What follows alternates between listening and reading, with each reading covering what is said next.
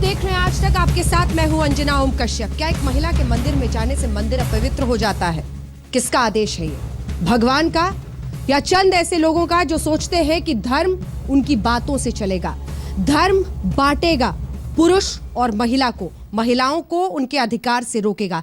इसी बुनियादी सवाल के साथ आइए आपको तस्वीरें दिखाते हैं शनि शिंगणापुर में बीते दिन जो संग्राम हमने देखा धर्म के नाम पर, आस्था के नाम पर, क्योंकि कुछ महिलाएं वहां पर जाकर पूजा करना चाहती थी, तेल चढ़ाना चाहती थी। इधर अब तस्वीर आप देवेंद्र फडणवीस की इसलिए देख रहे हैं क्योंकि महाराष्ट्र के मुख्यमंत्री के रूप में जब चौतरफा दबाव बना तब जाकर अपनी चुप्पी तोड़ी साहब ने और कहा कि धर्म कभी भी बांट नहीं सकता, धर्म के आधार पर हमें जोड़ने का काम करना चाहिए और अगर हक और बुनियादी अधिकार ये है तो लोगों को उसे देना चाहिए। कम से कम एक बातचीत की शुरुआत तो हो।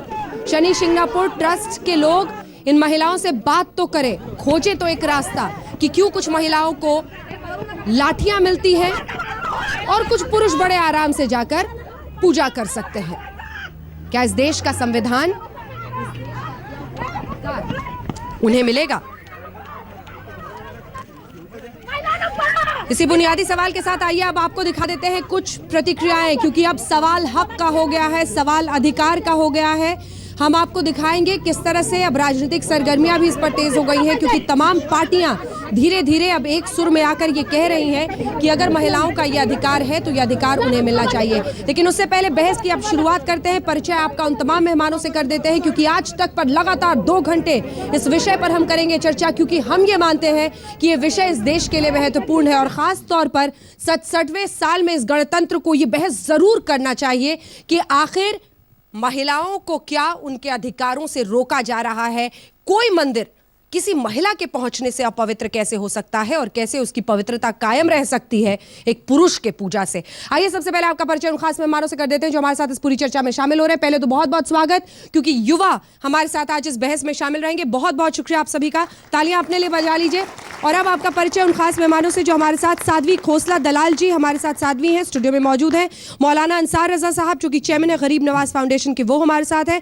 निशा गौतम जी प्रोफेसर हैं, इंग्लिश पढ़ाती हैं लेकिन ऐसे मुद्दों पर बड़ी बेबाकी से बोलती हैं, इसीलिए आज वो मेहमान है हमारे साथ। राजकुमार शास्त्री जी धर्म गुरु हमारे साथ यहाँ पर है। जेके बेनीवाल साहब जो कि रिलीजियस मॉडरेटर है, वो हमारे साथ हैं इस चर्चा में। Shaista Ambar ji president all India Muslim women's personal law board की सदस्य हमारे साथ हैं। रमेश जोशी जी जो कि प्रेसिडेंट है श्री शनिधाम चैरिटेबल ट्रस्ट मुंबई के, वो हमारे साथ हैं। लेकिन बेहद खास मेहमान तृप्ति देसाई हमारे साथ सीधे जुड़ रही हैं और तृप्ति देसाई का तालियों से स्वागत होना चाहिए, क्योंकि इन्होंने एक ऐसी आस्था, एक ऐसी प्रथा पर सवाल खड़ा किया है जो शायद कम से कम अब बहस के मंच पर लाकर रखना जरूरी है इस देश के लिए। और अब आइए इस पूरी बहस की शुरुआत करते हैं इस बात से।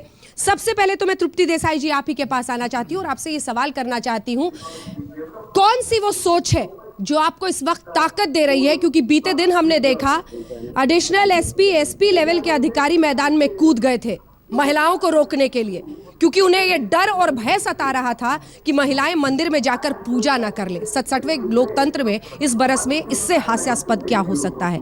आपकी सोच।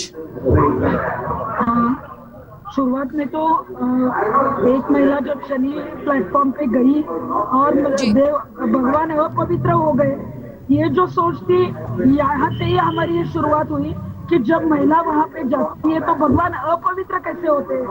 उसके बाद हम दिल्ली को गए और कल जो आंदोलन था, आपने जो बोला कि से लेकर मतलब होम मिनिस्ट्री तक जो चर्चा चल रही थी कि क्या करना है, पुलिस को कुछ भी नहीं समझ रहा था कि इनको रोका जाए, इनको क्या किया जाए।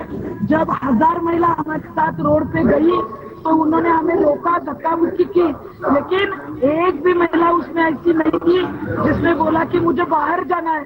जब महिलाओं को पूछा गया अभी आप जाएंगे वहाँ पे प्लेटफॉर्म पे, तो महिलाओं ने कहा वहाँ पे जाके ही हम घर जाएंगे, क्योंकि यहाँ पे शहीद होने पड़ा तो भी चलेगा, लेकिन हम हमारा हक और अधिकार के लिए लड़ने आ रहे हैं। हमारी भूमाता ब्रिगेड की सब रणरागिनी जो है उनका मैं अब मैं आगे भी आपसे बातचीत करूंगी, किसी तकनीकी खराबी की वजह से आपकी आवाज बहुत साफ नहीं आ रही है, लेकिन आपकी सोच साफ नजर आ रही है।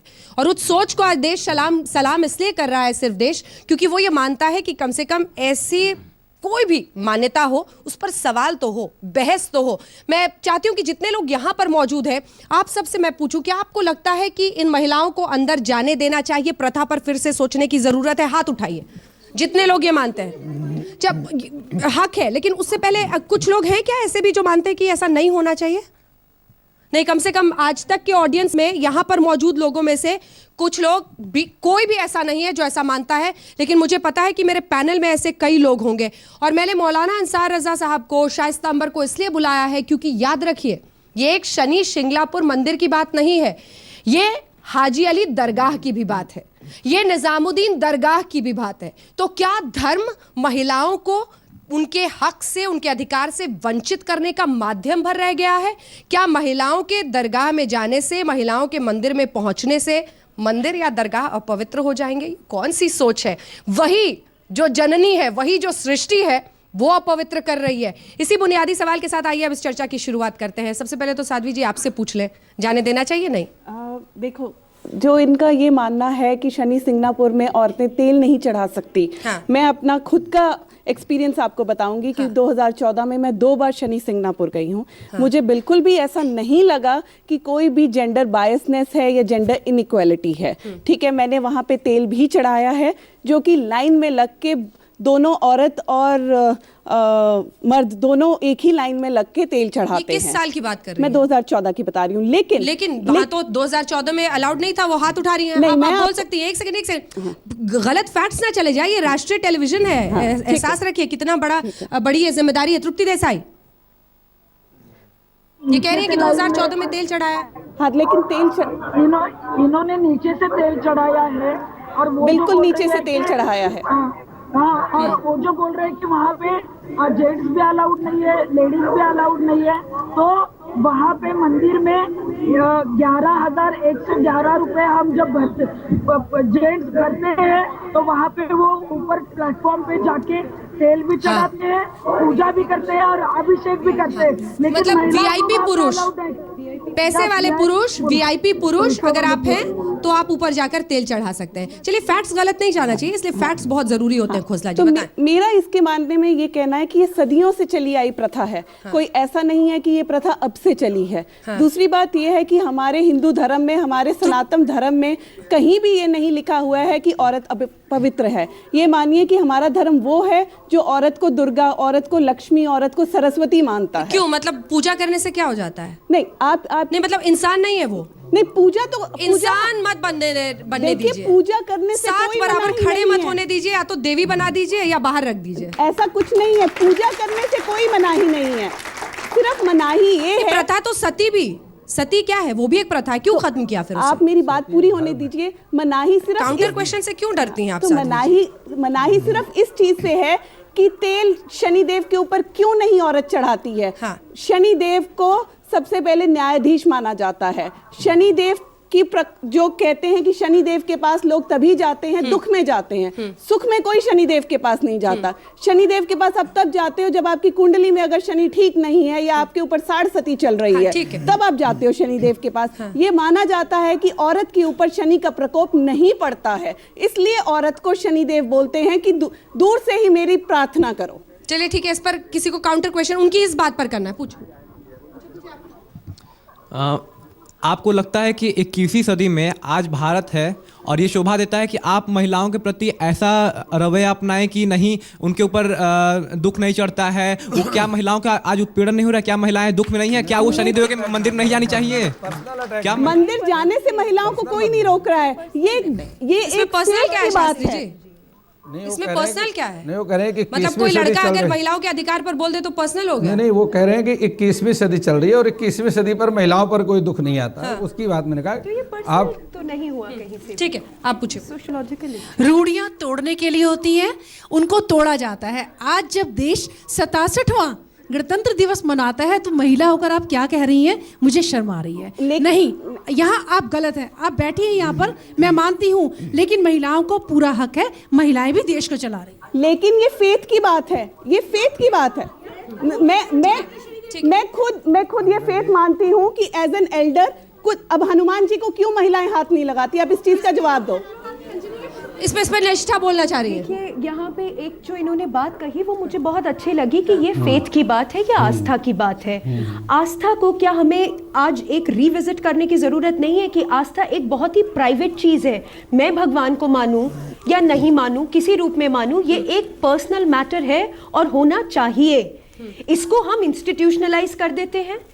भक्ति काल में जो ये एक आंदोलन शुरू हुआ था, भक्ति आंदोलन, वो पंडा लोगों के अगेंस्ट ही हुआ था कि ये आपने जो मौलवियों ने और पंडितों ने जो एक मोनोपोली बना रखी है आस्था के ऊपर, उसको हमें चैलेंज करना है। क्योंकि ईश्वर से अगर हमारा एक कनेक्ट है तो वो एक पर्सनल और एक इंडिविजुअल कनेक्ट है। उस आस्था को प्लीज, मेरी भक्ति है, मुझे जैसे करना है, मुझे है या नहीं, मैं तय कर सकती हूँ। मौलाना अंसार रज़ा साहब, हाजी अली में महिलाएं क्यों नहीं जा सकती? देखिए अंजना जी, मैं जो मैडम ने भी कहा है या महाराष्ट्र में जिस मंदिर की बात हो रही है उसके बारे में मुझे नॉलेज नहीं है। आपने हाजी अली की बात की है, हाजी अली ही नहीं, निजामुद्दीन, हिंदुस्तान की, दुनिया की 2 जगहों को छोड़ करके, एक काबा शरीफ और दूसरा मदीना शरीफ। इसके अलावा हमारे इस्लाम में औरत को किसी भी मज़ार पे जाने की शरीयत में इजाज़त नहीं है। वो 2 में क्यों नहीं है? क्यों नहीं है? नहीं, उन 2 में सुन लीजिए, मैं बता हाजी रहा अली हूँ में हाल तक तो महिलाएं जाती थी, अचानक से रोका गया। नहीं, देखिए जैसे अजमेर शरीफ है, हाँ। अजमेर बहुत बड़ी दरगाह है। अजमेर में अंदर तक औरतें जाती हैं, लेकिन अंदर तक औरतों को जाने का मतलब ये नहीं है कि शरीयत का हुक्म बदल जाएगा। कुछ लोगों ने अपना कारोबार चलाने के लिए, चूंकि पैसे चढ़ाए जाते हैं वहाँ, इसलिए उनको अंदर तक प्रवेश कर दिया। ठीक है, यहीं से आपकी इसी बात से बहस को आगे लिए चलेंगे और शाइस्ता अंबर जी से जवाब लेंगे। सवाल ये एक धर्म का नहीं है, क्या हर धर्म में इसी तरीके से? क्योंकि अगर आप पीटर्स कैथेड्रल रोम में भी देखें तो वेटिकन सिटी में भी कई बंदिशें औरतों पर लगाई जाती हैं। सिर पर ढकिए, कपड़े इस तरह के हों। क्या धर्म को इसमें गलत सिर्फ क्या है? आधार, इसमें गलत क्या है? इसमें क्या अगर सही अदब से है? किसी मंदिर में बुलाया जा रहा है इसमें क्या आपको, सही है? कि सर ढक के आप आइए, तो इसमें बुरा क्या है? ब्रेक के बाद देखते रहिए आज तक। सवाल हक का है, सवाल देश का है, लेकिन हक की इस आवाज के साथ क्या तस्वीर भी बदलेगी, यही जानने समझने की कोशिश हम कर रहे हैं। इस बीच हमारे साथ एक और बेहद खास मेहमान जुड़ गए हैं, अफसर अली निज़ामी साहब, जो कि निज़ामुद्दीन दरगाह के खादिम हैं। बहुत बहुत स्वागत है सर आपका भी हमारे साथ इस चर्चा में शामिल होने के लिए। यहाँ पर तमाम बच्चे भी मौजूद हैं जो ये सवाल पूछना चाहते हैं, औरतें हैं, लेकिन उससे पहले आइए आपको ज़रा सुना देते हैं अलग अलग लोगों की क्या राय है। देखिए, धर्म कोई भी हो, चाहे वो हाजी अली हो, चाहे निजामुद्दीन हो, चाहे शनि शिंगणापुर हो, शबरीमाला हो, कोई भी मंदिर या मस्जिद हो या दरगाह हो, अगर महिलाओं को रोका जाता है तो धर्म तो स्तंभ है, धर्म हर जगह है। फिर एक स्तंभ आधी आबादी के साथ कैसे मजबूत हो सकता है? देखिए किसकी क्या राय। निजामुद्दीन में दरगाह में महिलाएं नहीं जा सकती हैं अंदर तक, क्या सोच है इसके पीछे? जी देखिए, असल क्या है कि कैसे कि हमारे यहाँ जो है 850 साल से हज़रत महबूब इलाही के टाइम से ही है, जो हज़रत के दरबार में जो लोग आते हैं, ख़ासतौर से औरत हो या बच्ची हो या कोई भी हो, हमारे आसरे के अंदर, मदाशिब के अंदर औरतें नहीं जाती दरगाह के अंदर। ये हमारा शुरू से ही 800 साल से कस्टडी है दरगाह की। सर क्यों? नहीं, इसका देखिए क्यों का तो मतलब नहीं है कि कैसा कि हज़रत महबूब इलाही के आसरे के अंदर जो है हम लोग जो देखते आ रहे हैं, और हमारे जो ख़ानदान, जो मेरे पुरुष, जो मेरे बुजुर्ग ने कहते हुए आ रहे हैं, जो फॉलो कर रहे हैं हम लोग, वही सब कुछ करते हुए आ रहे हैं कि हमारी औरतें दरगाह के अंदर नहीं जाती। पुरुषों ने तय किया कि औरतें नहीं जाएंगी और आपने कभी उस पर सवाल नहीं, समझा नहीं कि जरूरी है? पुरुषों ने तय नहीं किया है, इस्लाम किसी पुरुष ने नहीं बनाया है। एक सेकंड, नहीं, एक सवाल का जवाब मैं उनसे ले लूं, ये नहीं मैं कह आऊंगी सकती आपके आपके पास। पुरुषों ने तय किया एक सेकंड। और पाबंदी लग गई। एक सेकंड। हमारे इस्लाम में इजाजत ही नहीं है औरत को मजार के अंदर जाने की, ये पुरुषों ने तय नहीं किया है। निजामी जी, मैं फिर आपके पास आना चाहती हूँ क्योंकि आप वहाँ पर हैं और आप देख रेख कर रहे हैं। जी, क्यों रोका जाता है औरतों को? क्या है वो सोच? किस सोच की वजह से रोका जाता है? नहीं देखिए, सोच वाली नहीं, सोच कोई नहीं, कुछ नहीं है। बस ये हज़रत निज़ामुद्दीन औलिया की दरगाह पे या कोई सी भी दरगाह हो, हिंदुस्तान या हिंदुस्तान से बाहर कोई भी दरगाह हो, वहाँ औरतें अंदर नहीं जाती आसने में। कुछ दरगाह ऐसी हैं जहाँ औरतें जाती हैं, कुछ मदाशिब ऐसी है जैसे हज़रत निज़ामुद्दीन औलिया की दरगाह है, और भी दरगाह है जहाँ औरतें अंदर नहीं जाती। तनाव अभी बरकरार है। हाईकोर्ट ने प्रशासन को 4 हफ्ते का वक्त और दे दिया।